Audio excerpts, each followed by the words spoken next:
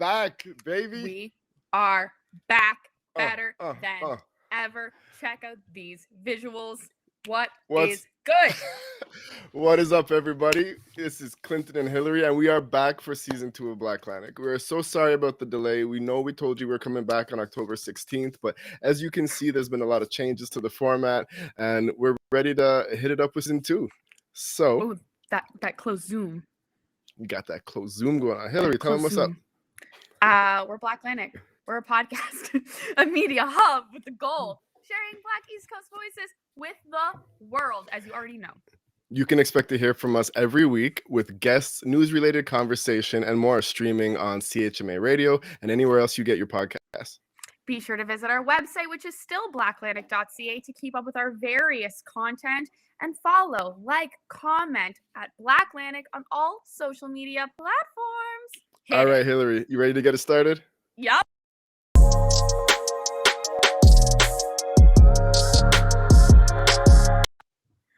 I'm stoked. It was worth the extra months of hiatus just to be able to hear that tune in our own streaming video. Oh, yes. Yep. All right. So we're back for season 2. We're going to be doing a little catch up of everything we've been up to during the hiatus. And while we can't cover everything that was missed during these past few months, we're going to do our best. So this is an opportunity too. If you're listening, it's early on. Like, comment, subscribe. Tell us if by the end of this and you last, there was something that happened over the last few months and we forgot to talk about it. We can bring it up later.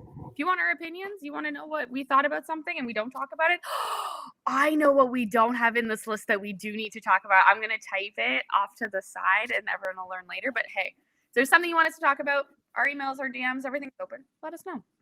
No doubt. All right. So Hillary, what have you been up to since August?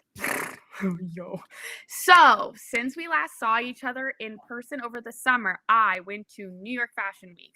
And then I went back to New York for a day just for funsies, which was economically stupid, but a lot of fun and still within the fashion world.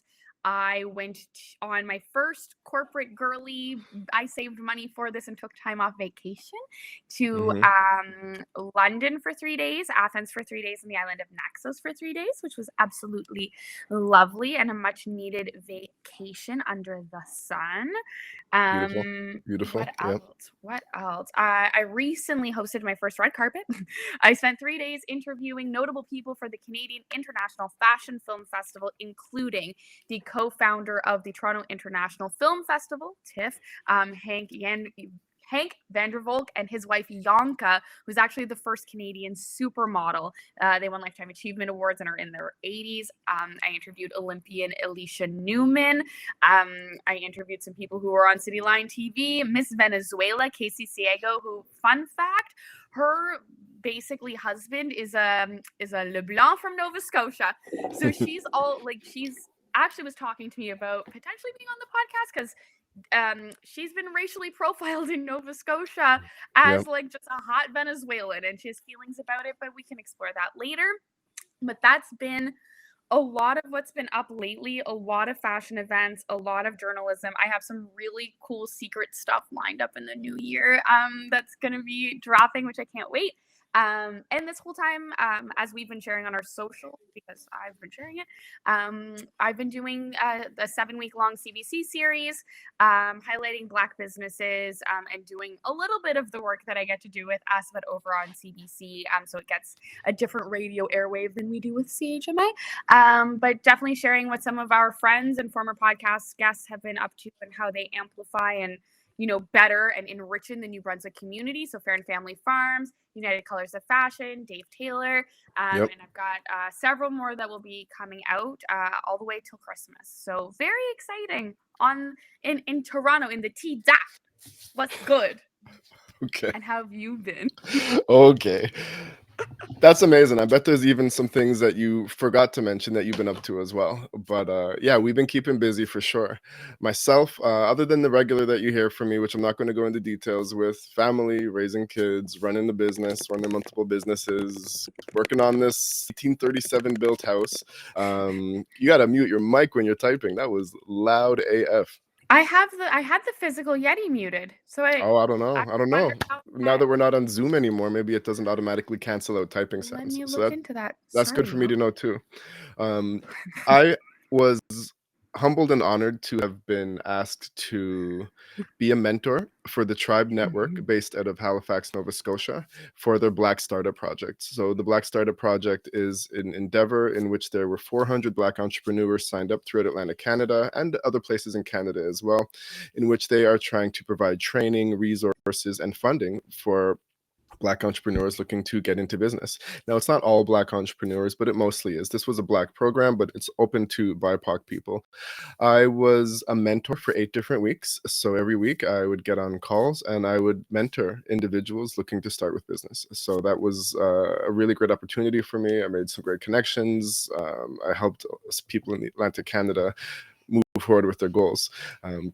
Now, right after we started our hiatus of season 1, I got to perform at the first ever Black Atlantic Caribbean Festival in Atlantic, Canada. And that was courtesy of my friend Michael Fox, an amazing rapper who's doing amazing things. But it was my first time on stage in a bunch of years. We performed tracks. It was a good weekend overall. If you were not a part of Summer Salsa, let me tell you that like you kind of missed out. You really missed out. Um, oh, darn it, where's the video? Okay, so this was Summer Salsa. This is Fredericton, New Brunswick, the streets of New Brunswick. It was just a wild party that took place the whole weekend. That was just so much fun. So again, for people who are listening on the podcast, you're not exactly going to see these videos, but oh, you can't hear a word I'm saying. Okay, I'm going to repeat that again. Sorry to anyone. I'm not sure if we'll be able to edit the audio version of the podcast, but basically, Summer Salsa. So I had my chance to perform for the first time in years with Fox, and it was just a crazy Caribbean festival that took place downtown Fredericton. It was the first one ever. It got delayed due to COVID for a few years, and it was amazing. Some other things I've been up to are as our listeners know, we broadcast on CHMA. I've been a board member for the past year. Just recently, I became the president of the board, so I'll be contributing to that throughout the year. We've been trying to get some funding for BlackLantic, so I've been working on grant proposals to try to hire some more people, some more staff, and pay our contributors. Working on this new format, and I myself have some very exciting news coming up for 2022, early in the year, January, February, that I can't get into just yet. You said for 2022, so are you For living this year again? 2023, obviously, a little bit rusty. Getting those I have some spokes. exciting news for January 2022. 2022 is going to be lit.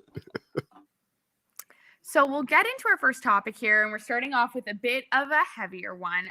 Some police brutality that's been going on in Canada while we've been on hiatus, both in New Brunswick and in Quebec. A couple weeks ago, Clinton noticed that we were DM'd this video that is mainly in French, and me being the French-speaking one, I translated, of this gentleman who was pulled over for no reason, it seems, other than being Black. And while they tried to figure out in the video that you're seeing on the screen now, but we're not going to play to avoid technical difficulties. In that video, essentially, he keeps saying, like, why did you handcuff me? And then lose the key to figure out if I own a car that I do own. And Clinton has more information on what seems to be causing this. So basically, recently in Quebec, a racial profiling law was passed in which it said that police cannot stop motorists without reason. It was a Superior Court judge ruling based on a big case that took place. So this historic decision was made, and directly right after this, video started surfacing out of Quebec, and this was end of October, of police harassing people for really what seemed like next to no reason. Mhm. So there is the video of the gentleman. He had been handcuffed because the police didn't know whose car it was, although it was his the whole time. They arrested him without even letting him prove that it was his car. They just handcuffed him, and then they lost the keys, and they had to wait for backup to show up. ridiculous. Just police, like maybe police are angry about these new laws and they're acting out. There's another video that we'll be posting on our BlackLantic of just a police officer saying like a woman complaining about being pulled over, and he's like, well, I'll give you something to complain about, and yada yada yada. So there's just wildness taking place out of Quebec. So it seems like anytime laws are placed to try to protect minorities or people of color, there is always backlash, and someone tries to, whatever people feel like they're being repressed, try to lash out and punish people of color for fighting for equality. So that's what's happening over in Quebec. And then this is not about people of color. However, there was a video circulating through CBC of jailhouse beating in Fredericton Provincial Court. So it's pretty graphic. It's not overly graphic, but the fact is, this is jail guards beating an inmate, knowing that they are on camera, not caring. And this guy is getting the crap beat out of him while onlookers watch. And I don't believe this man did anything other than just maybe not wanting to go into a room he was in. And the real thing about this is that if this is what jail guards are doing in the open, in front of cameras, what are they doing behind closed doors? And when people have the audacity to think that, like this kind of stuff isn't happening in New Brunswick, in Canada, when it is to white people, the question then becomes, what are certain police officers doing late at night at 1 a.m. when they pull people over, or when they really know that no one is on camera, that no one's watching them? That's basically it. What are your thoughts on this? I mean, we're seeing an uprise lately of events like this. Well, there's more to it than just that, right? Because Higgs proposed a $32 million correctional facility in Fredericton, and we're now seeing that what are they correcting? They're really just assaulting inmates. There is no correction, and I don't want to misquote the mayor of Fredericton, but from what I saw of the news, that is what she said, that she would not be in support of it until there's proof that it is actually a facility correcting and helping change for the better the inmates that go there versus just a holding place where people get abused.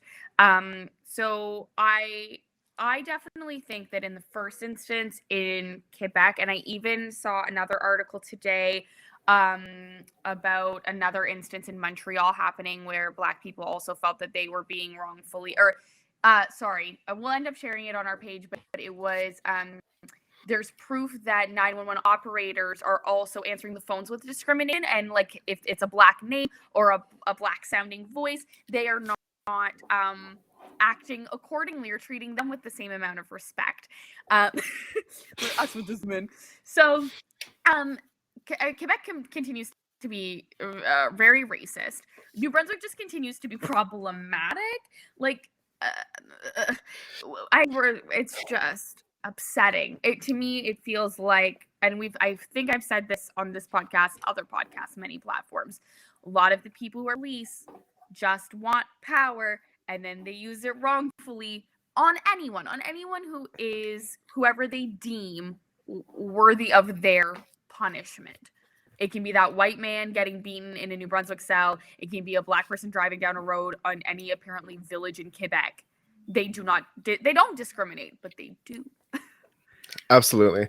And I know this is supposed to be part of our like rapid fire segment, but yeah, I actually want to talk about this a little bit sooner, because this also relates to something that was happening in Moncton, New Brunswick. So the Fredericton jailhouse, I think that got rejected. However, something is happening in Moncton. Not only are they spending, I don't know how many tens, maybe even 100 million or more on a new police station that's already gone through, but the city of Moncton has just reallocated taxpayer dollars to hire, I believe, 10 to 18 new police officers, 6 of which they are placing in high schools to be monitoring students at the price tag of $25 million, which is, to me, it's insane. Now, I've never been one to say completely abolish the police. I have been very firm in saying, reform the police, reallocate money from the police into social services and things like that. However, what we're hearing is actually the exact opposite happened. In fact, that they have taken money and allocations from the education system for social workers and psychologists and support workers, canceled a lot of those programs to reallocate money to put police in school to try to deal with problematic students. Now, the big question there, are you still there, Hillary? I am. Okay, your video's frozen. Interesting. The big question there is, like, they have done studies all over North America in which they put police officers in high schools, and every single city that had a report like that came back saying that that was actually a really bad idea. They're pulling the police officers from schools and they are not moving forward with these programs, all at the same time that New Brunswick is moving forward with these programs. I mean, if we weren't already thinking that we were living in a backwards province, that's just crazy. And the people that this is going to affect the most, in a lot of our opinions, are people of color. Like, the police are going to be there. I think it creates a higher risk for people of color and Black students from getting in trouble with the law at younger age, being harassed, being targeted, being singled out, and stuff like that.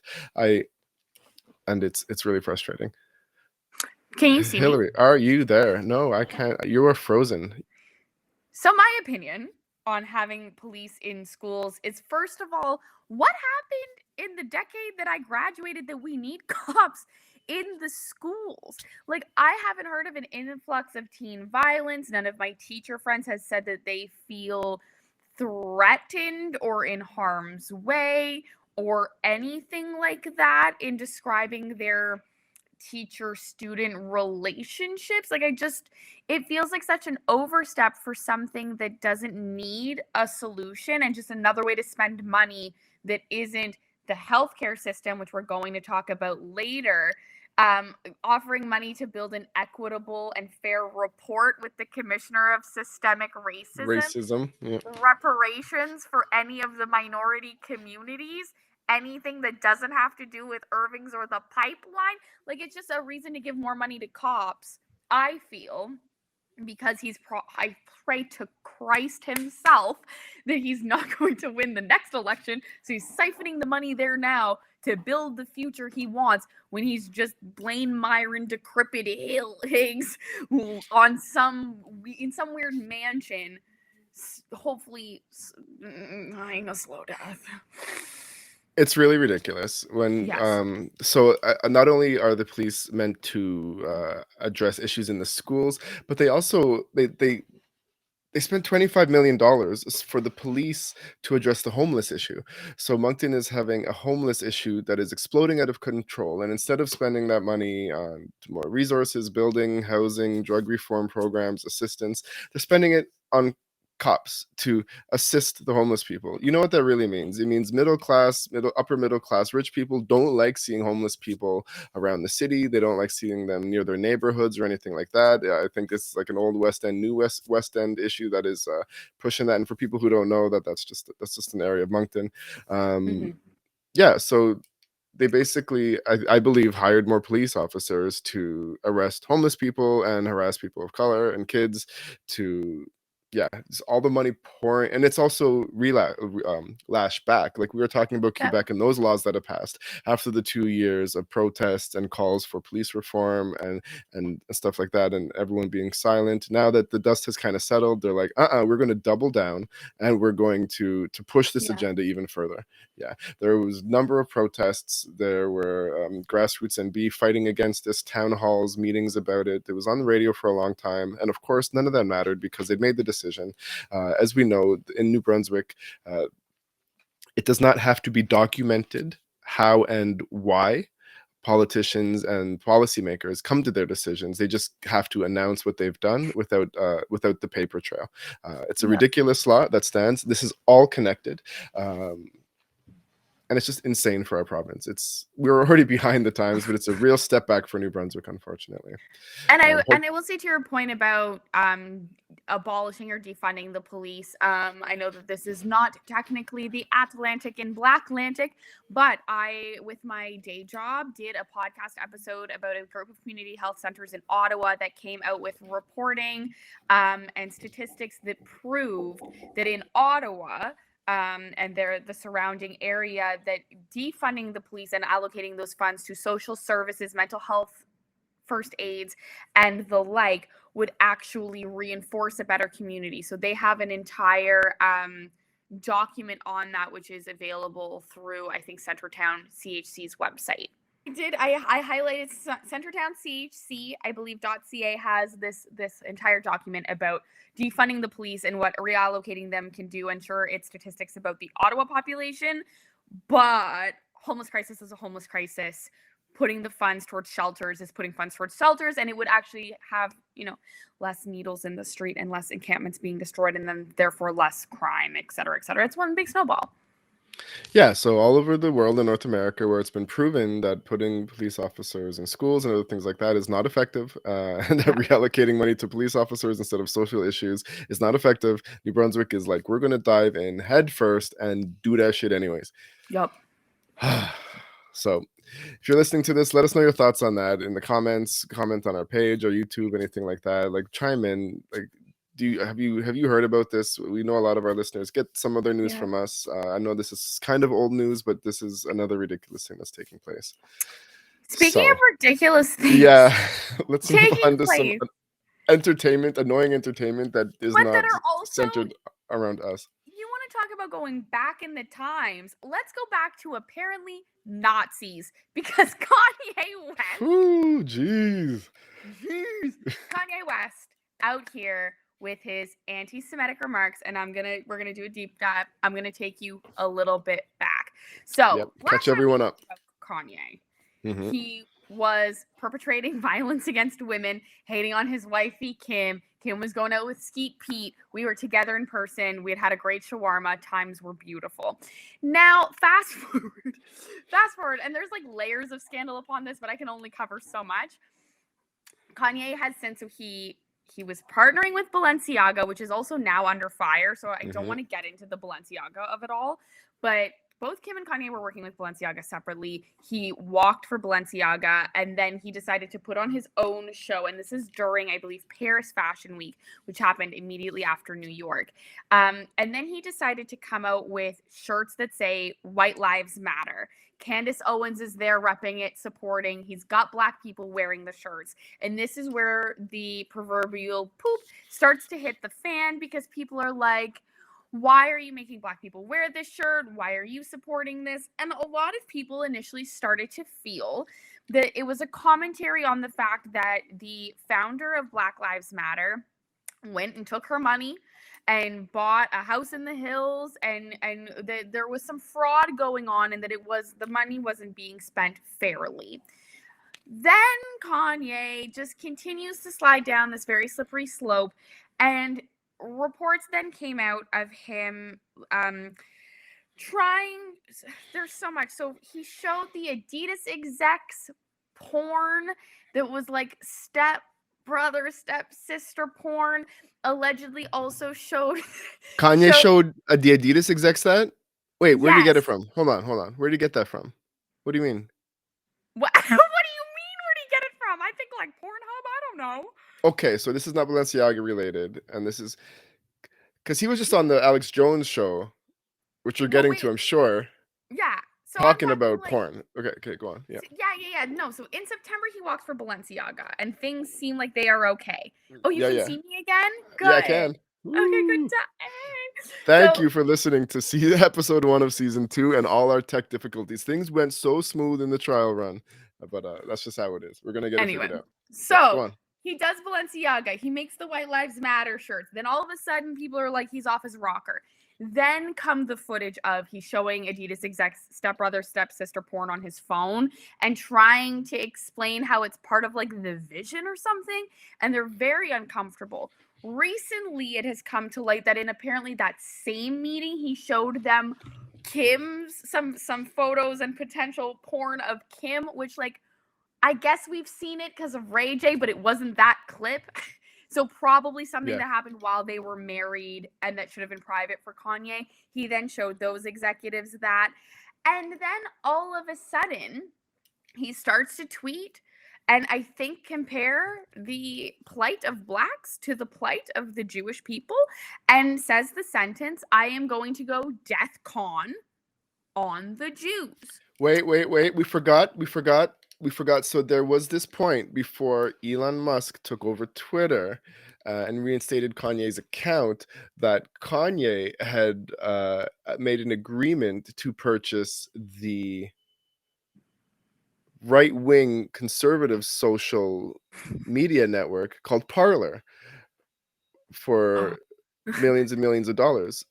Am I telling you news about Kanye? Did you not know this? I didn't know that part of it. There's so much. Kanye was going to buy the social media site Parler, which is a right wing, Yeah. which is actually, I believe, owned, operated, or ran, or partially owned by Candace Owens' husband. That makes sense. Okay, I am filling in a piece of this puzzle. I am so happy I have something to contribute to the Kanye story. Thank you. Yeah, and then so when Elon Musk went through with the finalization of Twitter, I don't know what's happening with that Parler purchase because now you can be racist on Twitter again. So maybe that doesn't matter as much owning Parler. But well, we're gonna get to this, but he just I said that know. Elon was an Asian droid hybrid. So if you offend the owner of Twitter after saying DEFCON to the Jews, do you get to keep your Twitter? I think we're gonna find out. Although Yeah. I think so. Then he said. So the where thing were you about with your going story? Yeah, go on. DEFCON. Yeah. He said the thing about going DEFCON, everybody was very upset. I believe I heard recently, although I have yet to fact check, that he might have released a song also called DEFCON, or it leaked. Have to verify. He did, and I do have the screenshot before it was deleted of the Star of David swastika hybrid logo that he posted. I've never seen that. Yeah. I can pull it up, I suppose. But he did share that before it got like immediately taken down. And he was trying to say that like Kanye 2024, all one love, we're gonna bring them all together. The Nazis and the Jews. And one of my favorite takes on all of this is Trevor Noah, who has said, like, this man is clearly unwell. He's been unwell. And yet we continue to like put a camera in his face, listen to him speak, hold everything he's saying to a high esteem, even though he has out loud said, like, I am manic when I'm not on my medication. And so it's sort of for the circus of it all. For anyone looking, here's the swastika star hybrid. Oh, damn. And he said, yay 24, love everyone, hashtag love speech. We are getting to the Alex Jones show too, right? I don't even know what he said about the porn on that. I know that between the Adidas thing and then like losing the Gap Balenciaga relationships, he then went to what are they, Skechers, and started to demand their execs work with him. They're a Jewish family, so they kicked him out immediately. Then this happened.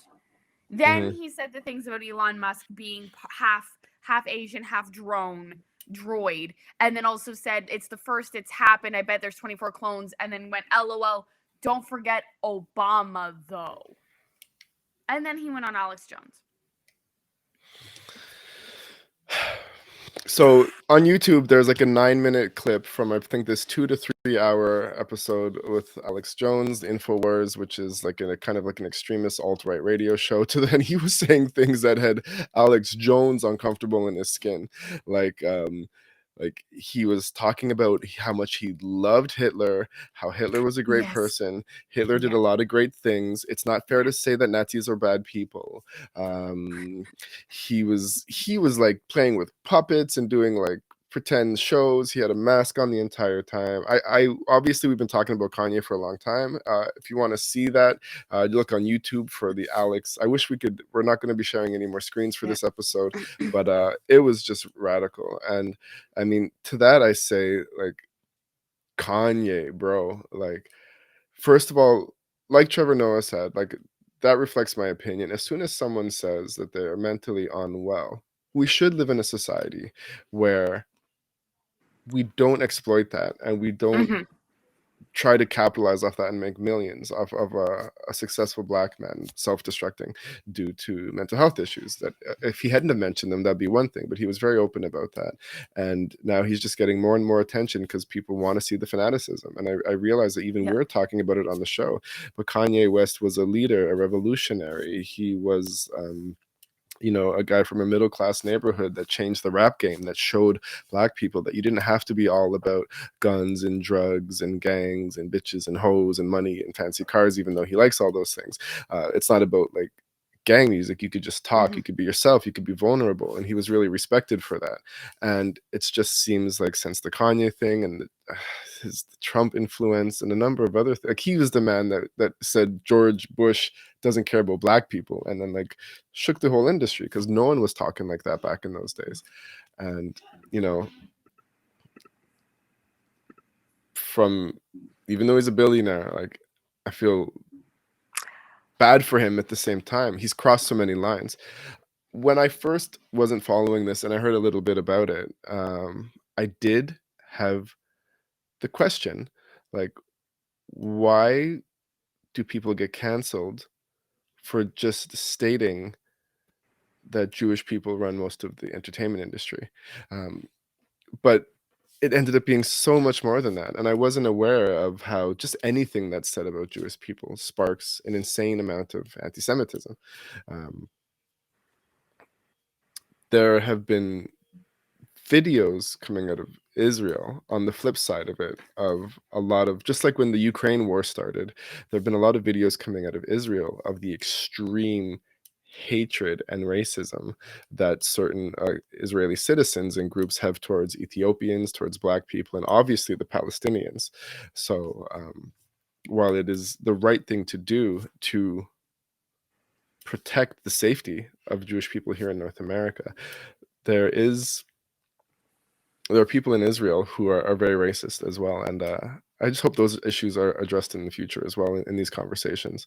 With Kanye, I can't even imagine what's going to happen next. Like the downfall is coming. I think actually Death Con 3 was a diss track against Kanye West from someone else. I could be wrong. But yeah.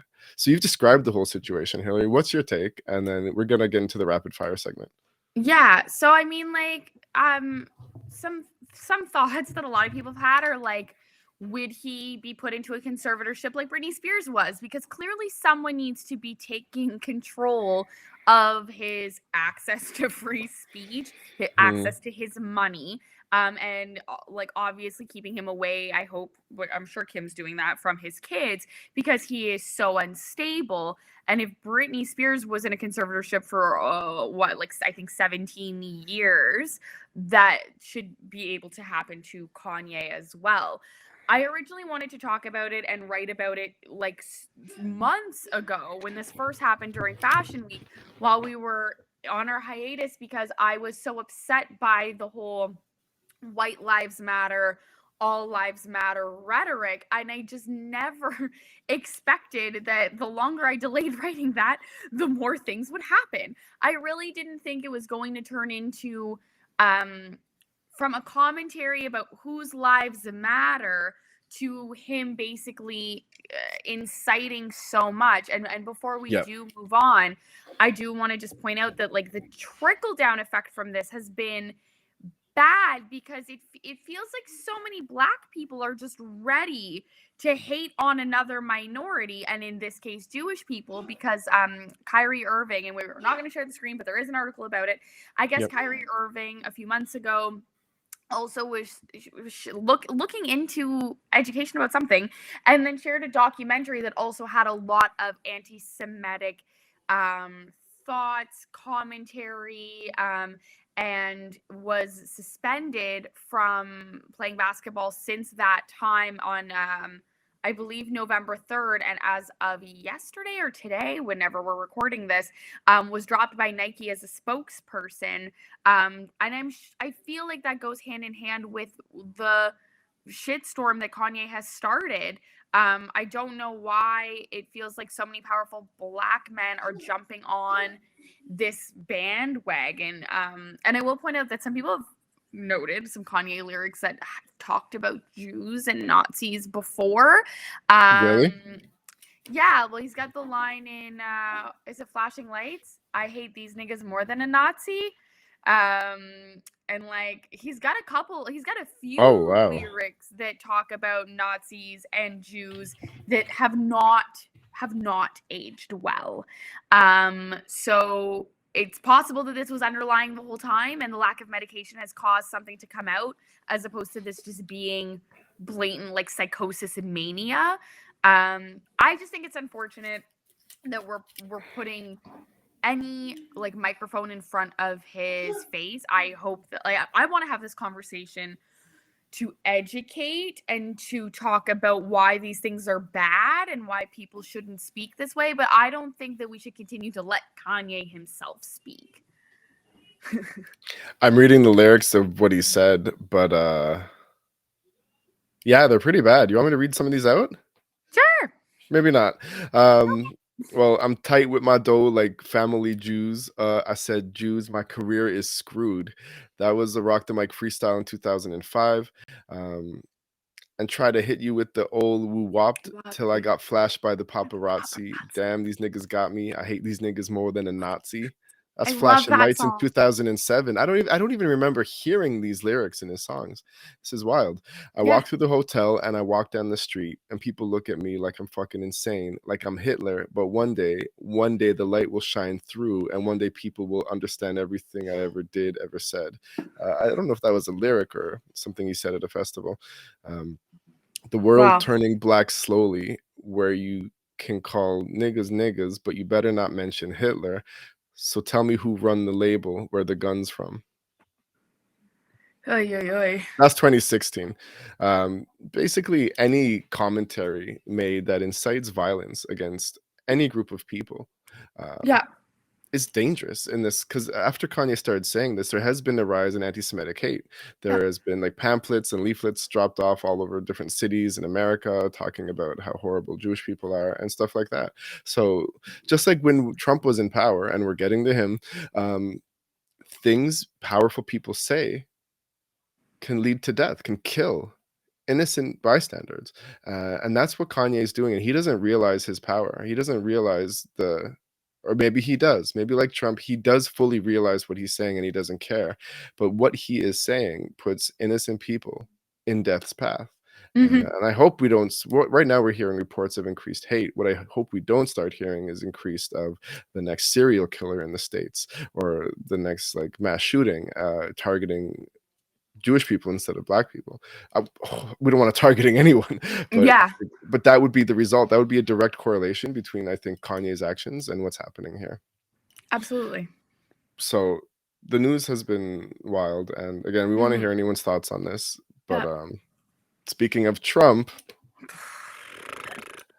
we think most people are aware of this, but Trump has formally announced that he is planning to run again for the 2024 elections, and none of us are surprised. He Not has surprised, just disappointed. sort of been back on the campaign trail. I know his Twitter account was reinstated, although I don't know if he's posted anything yet. And I'd like to hear your opinion on this, Hillary, because the way I currently see things going, if nothing really changes in the next couple of years, I don't see why Trump wouldn't win. I really don't see why Trump wouldn't win. The Democrats have made a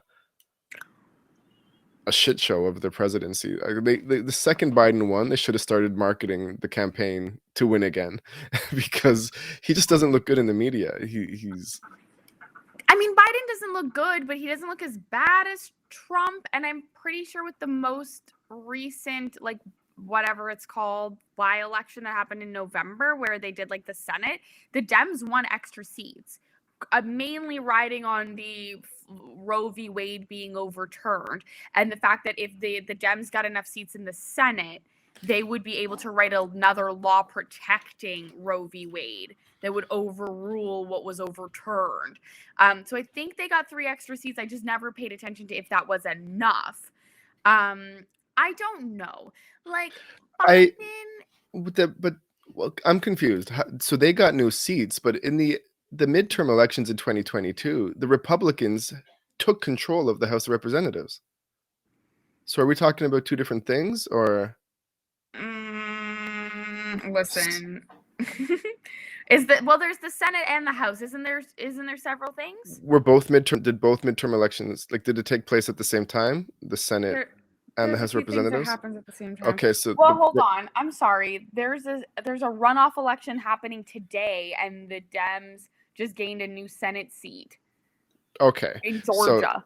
in the Senate, that's good. But the Republicans in the election that took place in, I believe it was November, just a couple Yeah, weeks ago, the midterms. Republicans won that. They took over the House of Representatives.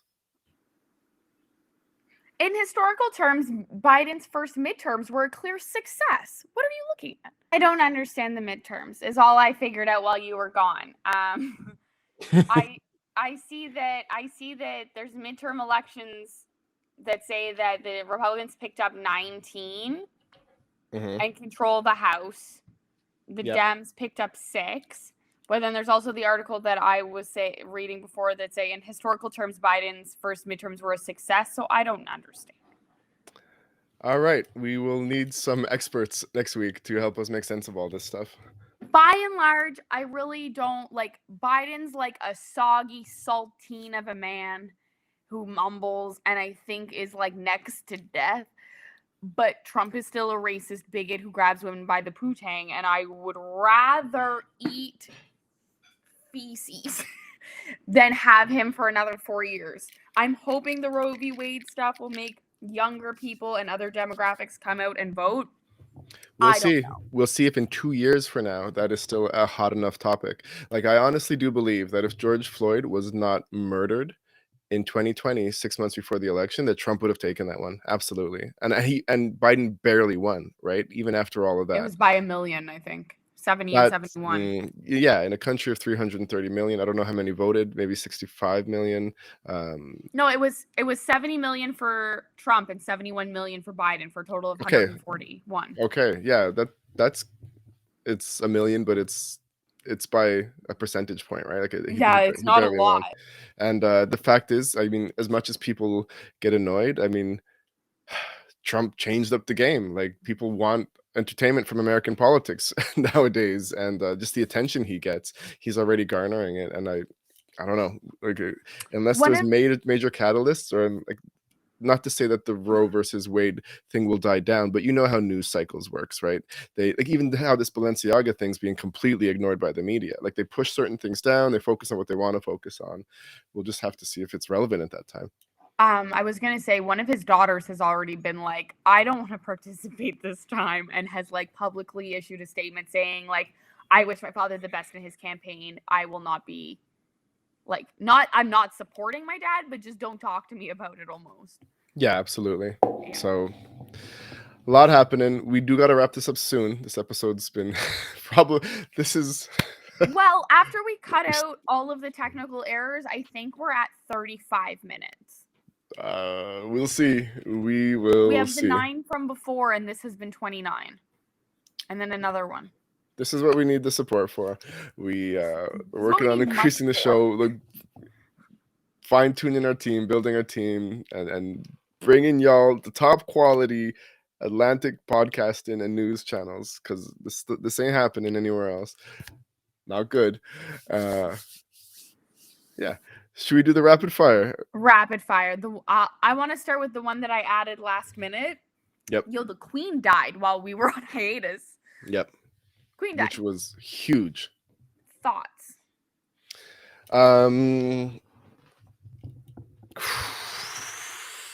That's it. Rapid fire.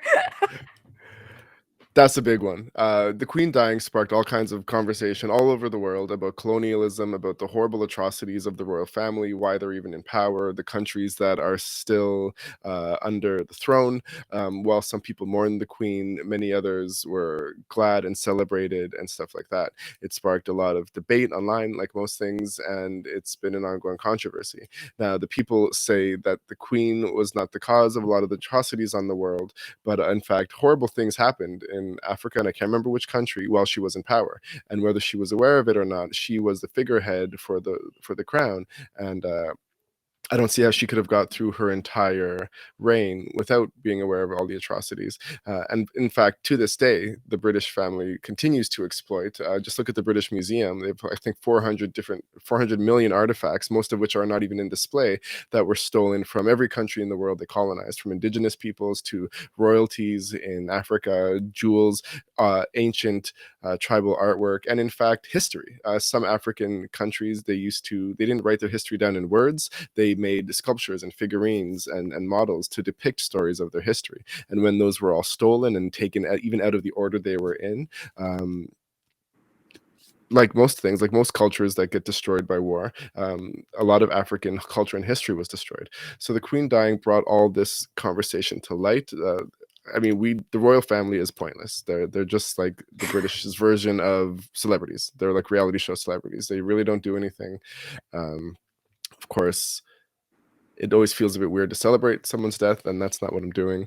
But yeah, the royal family was a horrible, hell-bent family that believes they colonized the world and brought good, but they actually destroyed so much. And I don't know if there would have been someone else that did it, if not them, but they've just wreaked havoc on our planet. And yeah, Prince Charles probably ain't going to do much better. Yep. My thoughts are that I happened to be there the week that they were allowed to reopen in London. Unfortunately, on Truth and Reconciliation Day, and a bunch of Indigenous people showed up in their orange T-shirts, and I then realized that, like, oh, I'm walking past Buckingham Palace on a day where I, a minority, would rather be supporting the Indigenous peoples. Overall, I also when she died, I was in New York, and then I very quickly ended up being in London. And it was weird to experience that not in a place that celebrates her initially. A lot of hoopla for someone who, also, in the words of Trevor Noah, because I just watched this comedy special last night, she got to the end of life. Like, she finished life. It wasn't like cancer. It wasn't sudden. She had been preparing. We thought she was a robot for months and had died of COVID. She was like 97, and good for her for living her life while being a colonizer who is the reason for a lot of other people's deaths. That's how it be. I guess how I feel is that a powerful family that has caused a lot of problems, and like, I don't wish her to go to hell. I hope she's in heaven with all of her jewels. But that's it. Like, it happened. And the other thing I wanted to point out in terms of the racism, what? You hope she's in heaven with all of her stolen jewels? I don't like wishing ill, I guess. Okay, but I hope she doesn't have her jewels, because those were stolen. Well, she was buried with those them. Were precious. She was buried with some, so she gets those. The rest are in the museum. I saw them. No, they need to give those back to the countries that they were stolen from. And sorry, I'm so sorry. I don't hope, if she's in heaven, I just hope she doesn't have her jewels. No, that's valid. I can retract my statement. Can you bring stolen things into heaven? That's the philosophical question that we need. God's there, like, I don't fucking think so. And then the racism part I wanted to add is that this week her lady in waiting resigned after asking a black woman, "Where are you really from?" about 18 times. Oh, that video was wild. I had 2 in the morning send this video to Clinton because I'm just like, she was like, "Where are you really from? No, what nationality are you? Where are you really from?" And could not believe that this woman was a black Brit in the year, like, I don't know, 2020, let's say. Absolutely insane. So thank God Meghan Markle got out of there when she did. Oh my gosh. Yeah, absolutely. People dying in the ER in Moncton.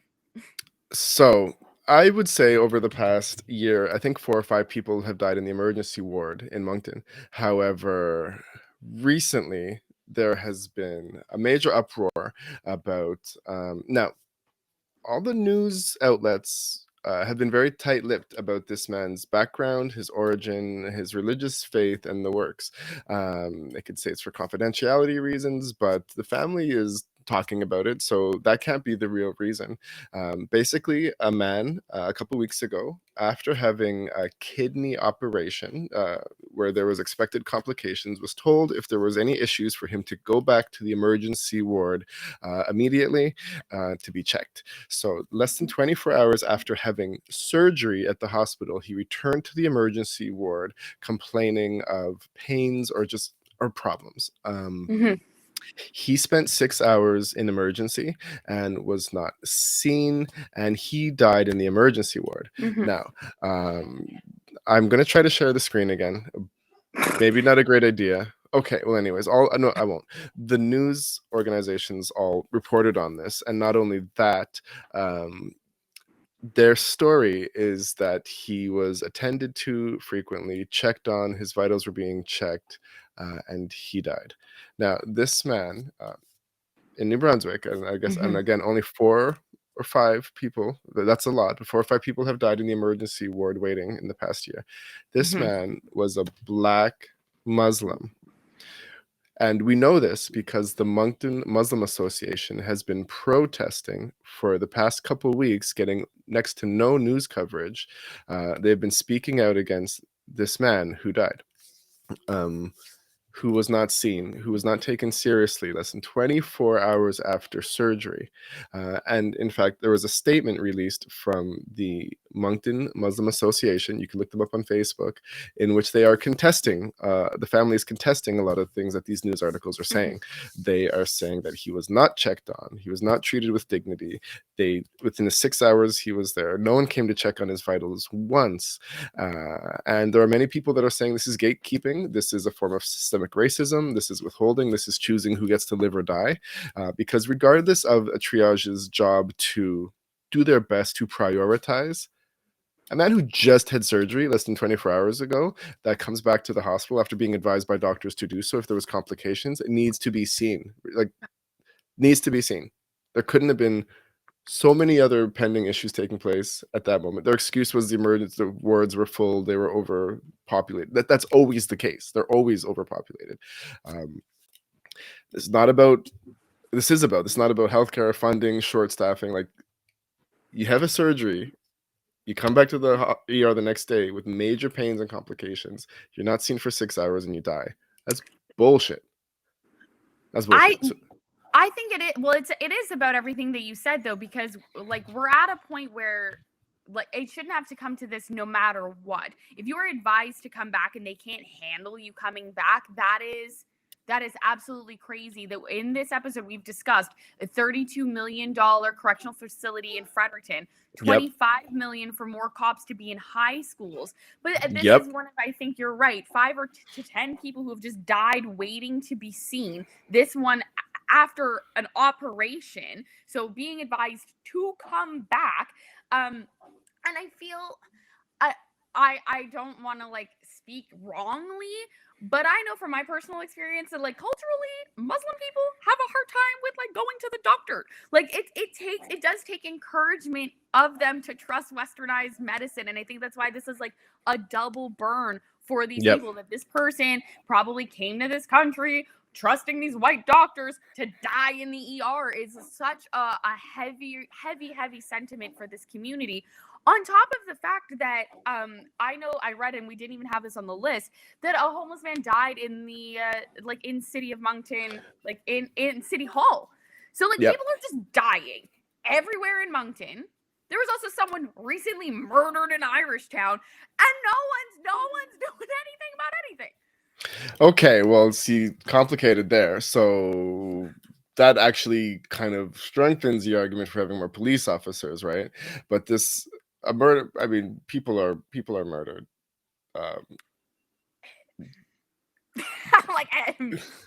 No, but I mean, the homeless man that died, all the shelters were full. There was nowhere that could take him. They were concerned he was going to die. He had been at a shelter earlier that night, and they couldn't take him either. People being murdered. Maybe you could argue you need more police officers. Maybe you could argue that is a social issue as well, depending on the reason the person was murdered, like education, finances, economics. Yep. But I don't know.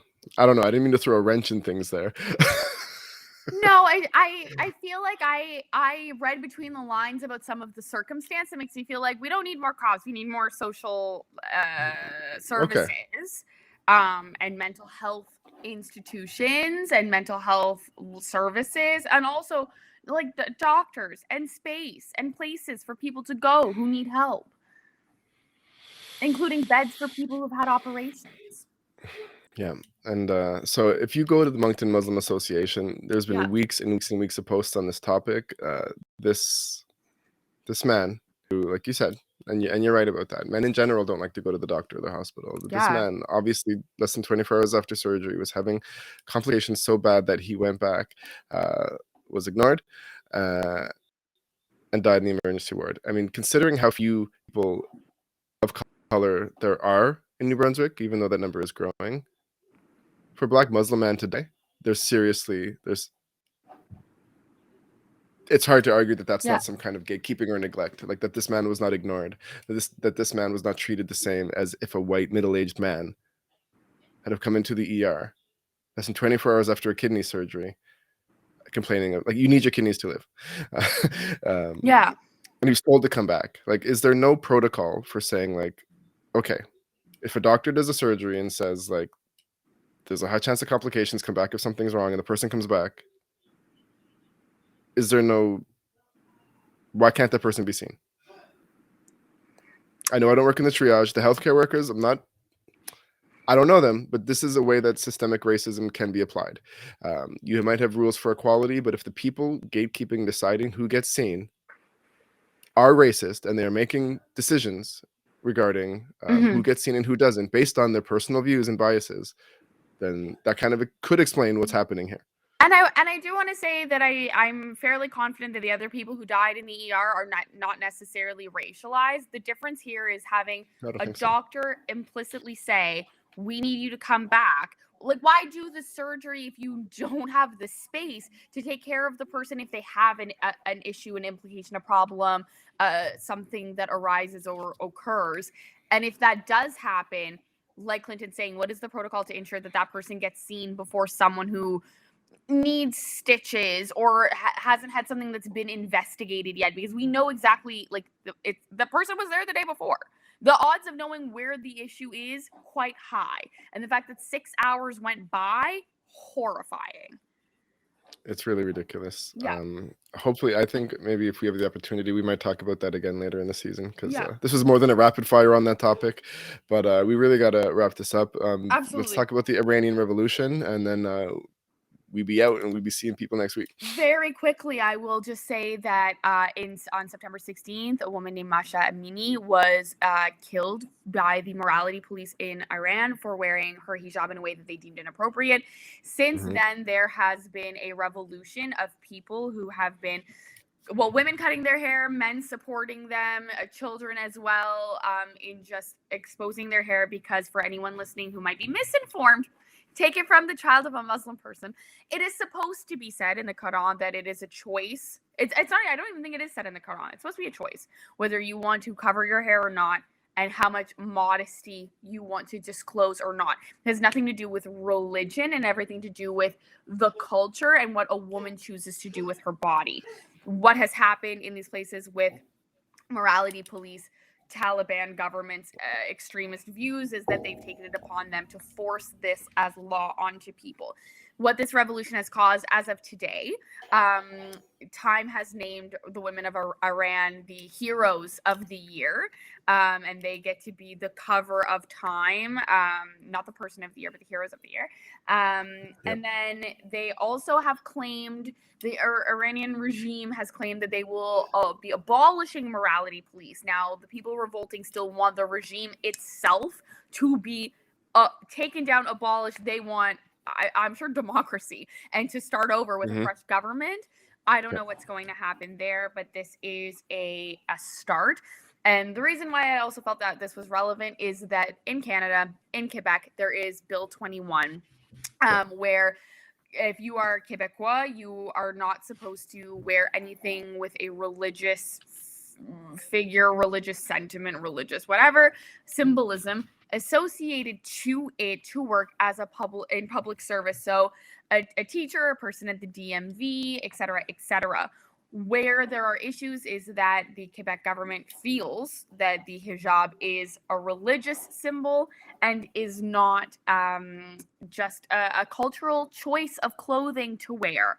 And so within this own country, and as we talked about earlier, with laws that suppress and cause more issues, like what's happening in Quebec with the police stops, this is another one where it is causing more segregation and issues for the Muslim community and more hatred than good. I understand not wanting to teach your kids or impose on other people religious symbols, but it is having a negative impact because it's causing Muslim women to not be offered equitable jobs. I heard a story of a woman who had to be demoted from a teacher to like an admin assistant in the back of a school because she couldn't be in front of the kids wearing her hijab. So it is having a cultural impact, and it's been law for over a year now. Okay. And that's BlackLantic season 2, episode 1. Yeah, and I'll just say that, I mean, you're right. I believe it is about free choice, and it's outrageous that anyone would try to prevent a woman from wearing that or force her to wear it. It's about the woman's choice, and that is my understanding of how it is in Islamic culture as well. So it's not for the man to decide, even though, just like in Christianity, what's written in the Quran gets perverted, interpreted in ways that serve the people reading them. And but that's it. That was a lot to everyone. We're just trying to catch up. Our future episodes, we're going to try to keep them under an hour, probably 45 minutes, but we're still ironing out these technical difficulties. Thank you to everyone who tuned into like I always say, you're a trooper if you made it to the end. If you're watching us on YouTube, I hope you appreciate the new visual stuff we're bringing. We're going to keep working on that as well. But yeah, just remember to subscribe to our YouTube, hit that like button, share it on your page, follow us on TikTok, Facebook, Instagram. We're coming back. And Clinton Davis _ Cropberry, that's Hillary. Any final thoughts? Good night. We out, yeah. We out.